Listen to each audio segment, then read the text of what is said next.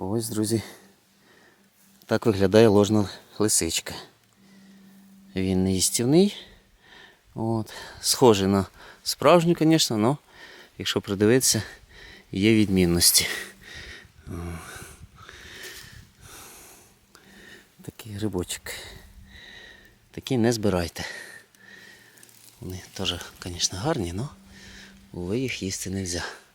Вони не отруйні, але не їстівні.